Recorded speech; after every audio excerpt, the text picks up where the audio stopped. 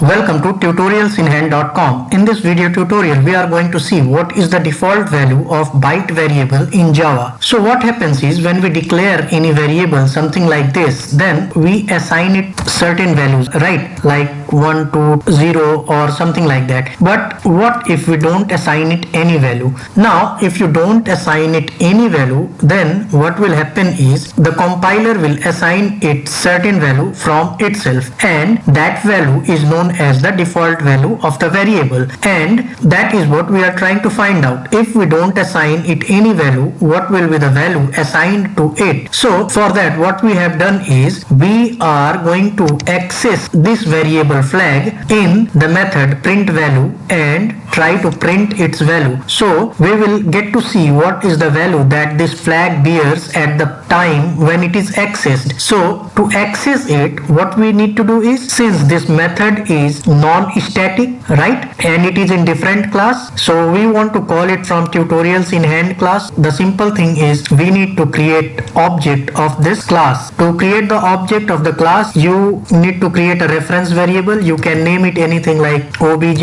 ref, demo, or whatever name you want. And to create the object, you need to call constructor on top of the new keyword. So this is what we have done. So this line creates the object or instance for this default demo int. And now using this object reference variable, we will call the method print value. Now if you invoke dot, you will see that it will show the variable also and also the method print value. That means you can access both variable and method of the default demo int using this reference object, right? So here our purpose is to call this print value method, and now we have called this print value method. It will call and execute the task that is written in this method. And if you want to see, you can press Ctrl, click on it, and it will take you to the place which is getting called. That means from line number 16, it is calling the method that is present at line number 7, and in that method what we are doing, we are simply printing the value of the unassigned flag variable. So let's check out what is the value assigned to it by the compiler, and as we can see, it is assigned a 0 as a default variable by the compiler. To be sure, let's make one more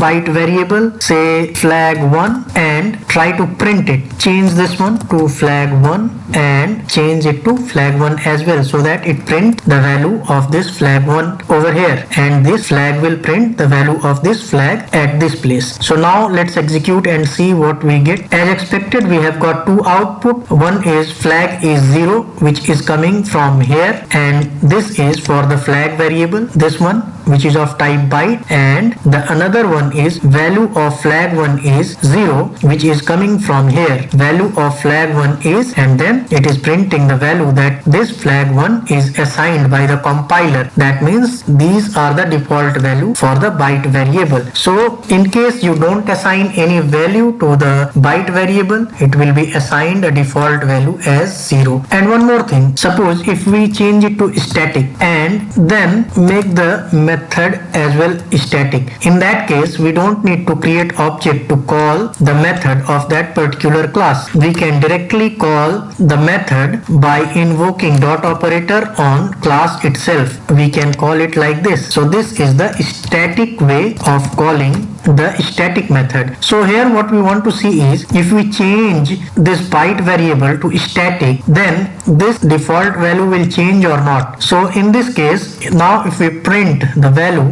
whether we will get something else? No, the default value will be 0, whether your variable is static or non-static. So it does not matter whether your variable is static or non-static, the value will remain 0 as the default value. So hope you have enjoyed this video tutorial. Please like and subscribe our channel to help us motivate. Thank you.